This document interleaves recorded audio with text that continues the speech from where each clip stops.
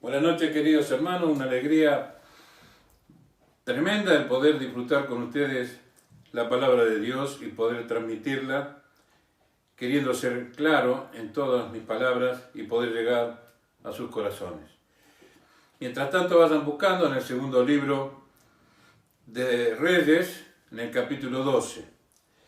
Y allí vamos a encontrar una historia preciosa, hermosa, una enseñanza tremenda que nos deja nuestro amado Salvador, el Señor Jesucristo. Allí hay un rey muy joven, comenzó a reinar a los 7 años y reinó por 40 años en el pueblo de Dios. Dice el primer versículo, capítulo 12, segundo libro de Reyes. En el 7º año de Jehú comenzó a reinar Joás y reinó 40 años en Jerusalén. El nombre de su madre fue Sibia de Berseba, y Joás hizo lo recto ante los ojos de Jehová todo el tiempo que le dirigió el sacerdote Joiada. Muchas veces nosotros queremos y deseamos de corazón que nuestros hijos tomen las decisiones correctas en sus vidas, en las vidas seculares o particulares de cada uno, como en la vida espiritual con respecto a Dios. Para ellos deben aprender a tomar sus propias decisiones.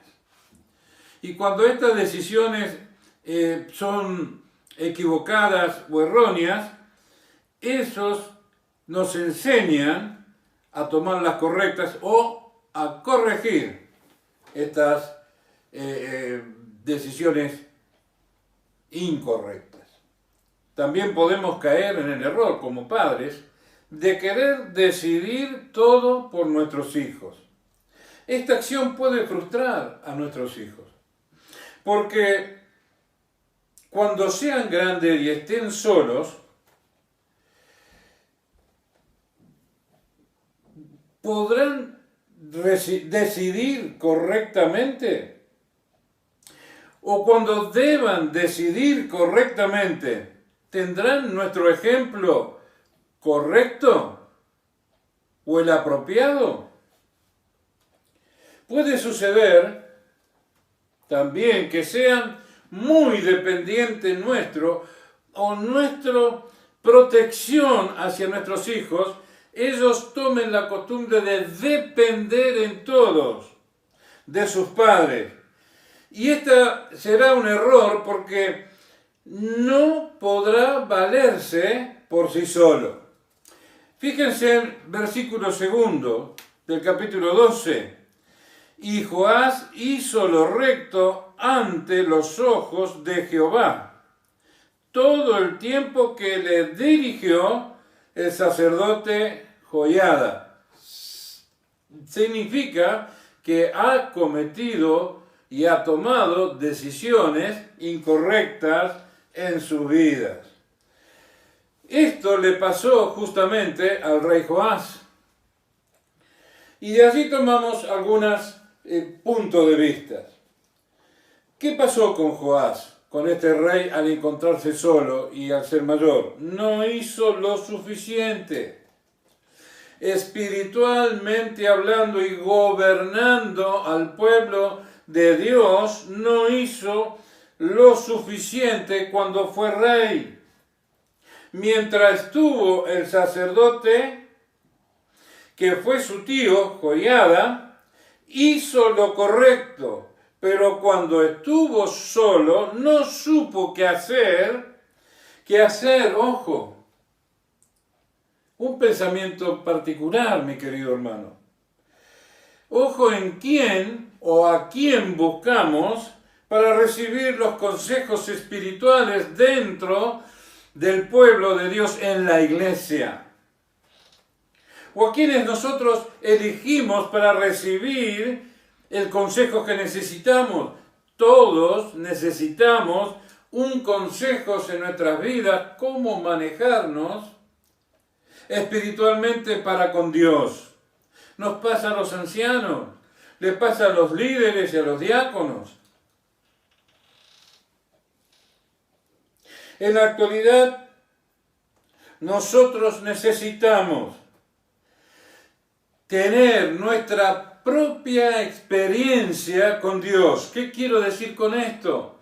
Nuestra intimidad con Dios, buscar el momento de poder estar a los pies de Cristo, sentir su presencia en mi vida. Y aquel juramento o aquel promesa que dimos cuando dijimos, Señor, te seguiremos, no caiga en el olvido. Debemos procurar nuestro propio conocimiento para poder entender lo que Dios nos deja a nuestro alcance, una bendición tan grande de poder escudriñar las palabras de Dios. Y a veces tenemos un conocimiento de segunda mano. ¿Me entiendes en esto? Muchas veces tenemos un conocimiento a través de otros, no a través de nuestra propia experiencia, a solas, íntimamente, cerrada la puerta, abierto nuestro corazón, postrado delante de su presencia. En este tiempo, viendo la actitud de este rey tan joven, sería muy fácil criticarlo. O criticar a aquellos que han tomado decisiones incorrectas, quizás a nuestro entender o a nuestro parecer. Y no tratar de dialogar y comunicarme en aquello que nos parece que está raro en esta situación. Pero no reflexionamos ante esto, que actuamos equivocadamente a la luz de un mal consejo y nos dejamos llevar. Por ejemplo, con todo esto, los lugares altos no se quitaron, porque el pueblo aún sacrificaba y quemaba incienso en los lugares altos. El consejo que tenía por la parte mayor del pueblo era que no se sacaran los lugares de los ídolos, en vez de buscar la comunión con Dios y traer sus ofrendas para reparar el daño causado. ¿Cuáles son lo malo de este rey o algunos puntos que nosotros podemos considerar en esta noche? ¿O puntos flojos o débiles en su vida? Permitió, como dijimos en el versículo 3, la idolatría. Utilizó malas ofrendas. Y esto nosotros lo podemos ver en el versículo 18, que dice, por lo cual tomó Joás, rey de Judá, todas las ofrendas que habían dedicado Josafat y Joram y Ocosías, su padre, rey de Judá, y lo que él había dedicado, y todo el oro que se halló en los tesoros, en la casa de Jehová y en la casa del rey, y lo envió a Hazael, rey de Siria, y él se retiró de Jerusalén. Había sido sitiado Jerusalén por el pecado del pueblo y no haber sacado los lugares de los ídolos que a veces tenemos en nuestro corazón. Utilizó las ofrendas para pagar soborno. En segundo lugar, cometió homicidio. En el libro de Segunda Crónicas y en el capítulo 24, encontramos en el capítulo 24 de Segunda Crónica, del segundo libro de Crónicas, dice en el versículo 20, entonces el Espíritu de Dios vino sobre Zacarías, hijo del sacerdote Joiada, puesto en pie, donde estaba más alto que el pueblo, le dijo: así ha dicho Dios, ¿por qué quebrantáis los mandamientos de Dios? Y no seréis bendecidos, no vendrán sobre ustedes cosas buenas, no habrá bien para el pueblo de Dios. Permitió, decíamos, el homicidio de Zacarías, que era su primo, porque el consejo malo, y él prestó oído. Ojo con esto, hermano. Él prestó oído y tomó una decisión incorrecta. Permitió que sus consejeros lo apartaran de Dios. Y allí en el capítulo 17 dice: muerto Joiada, vinieron los príncipes de Judá y ofrecieron obediencia al rey, y el rey los oyó. ¿Qué fue? Matar a Zacarías. Dejar los lugares altos. Equivocarme de postrarme ante el Señor, Rey de Reyes, en vez de ir en pos de Él, fueron en lugar de donde estaba equivocado. En segundo lugar, hizo algo bueno Joás, y fue la de reparar el templo, y nosotros podemos poner también la de reparar nuestras vidas propias. Ahora, se hicieron una pregunta: ¿qué había que reparar en el templo? Había en el techo rasgaduras, había allí grietas. El templo de Dios había sido devastado, había sido olvidado por el pueblo de Dios.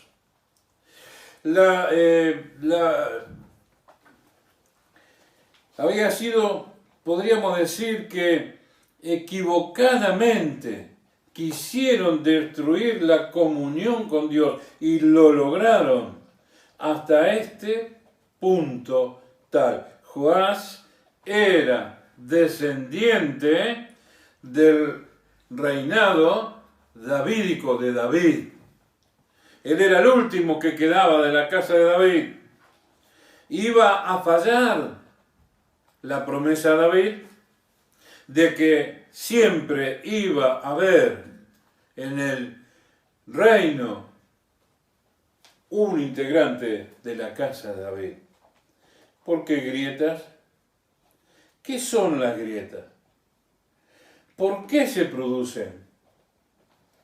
Hermanos queridos, cuando nos desviamos, Dios pone a los ancianos, a los líderes, a los diáconos, para llamarnos al arrepentimiento. No nos equivoquemos, no busquemos consejo en otro lado, ni prestemos los oídos a aquellos que están en desacuerdo con alguna decisión que podemos tomar o alguna acción que se pudiera tomar. No es que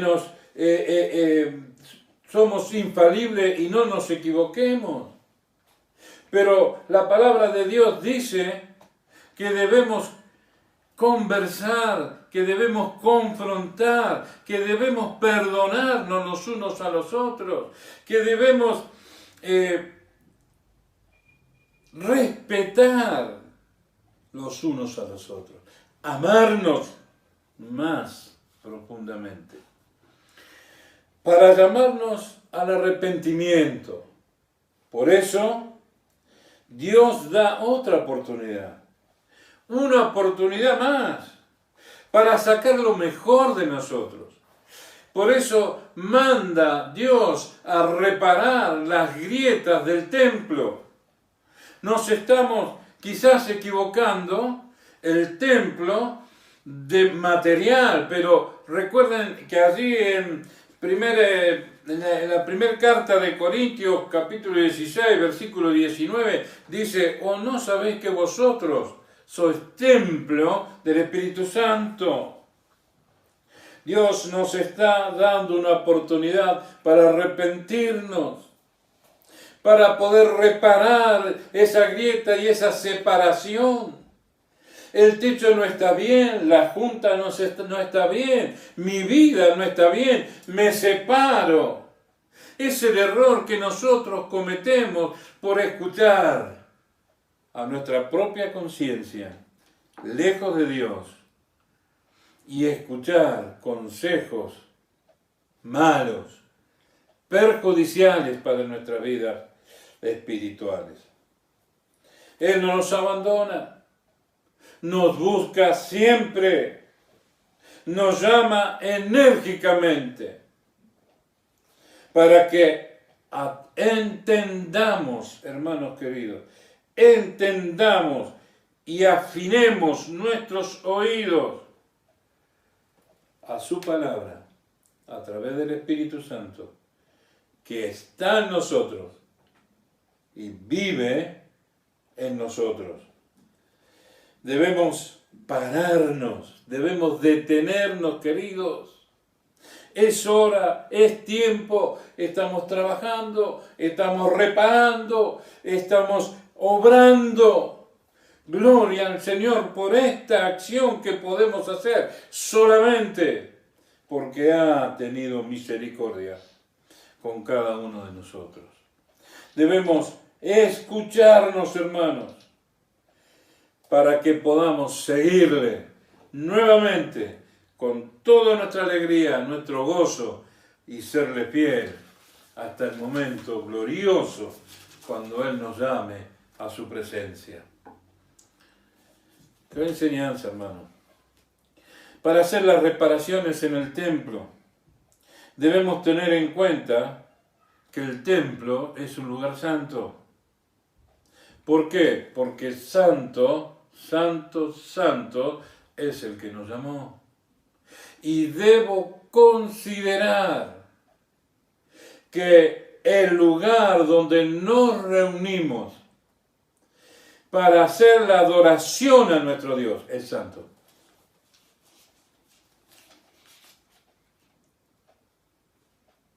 Debemos entender esto.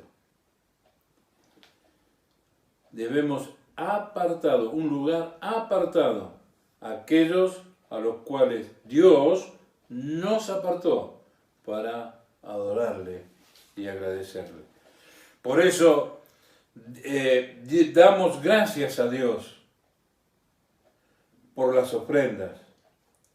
Y el rey dio gracias a Dios por las ofrendas recibidas.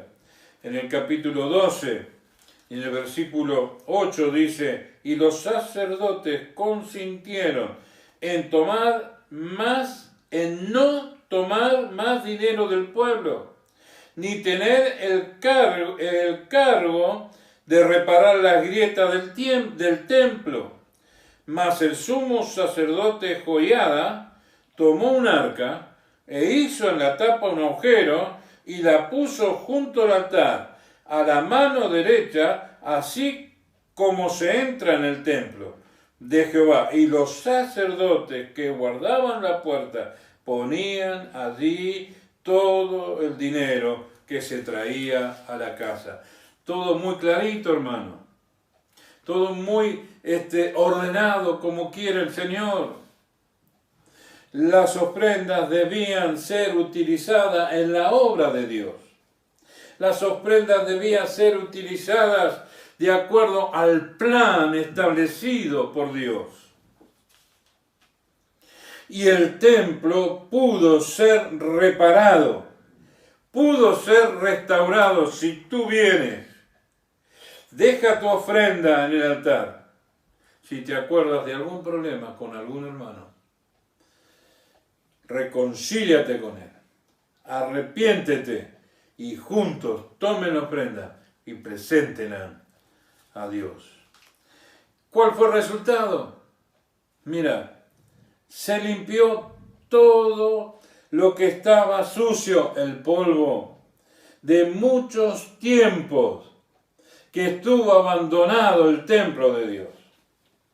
toda la suciedad, todas las críticas, toda la envidia, las murmuraciones se limpiaron. En segundo lugar, las juntas fueron reparadas porque se utilizaron las herramientas adecuadas para cubrir aquellas grandes grietas que demostraban que había un problema. Las uniones correctas, un correcto obrar, un correcto sentir, una correcta dirección.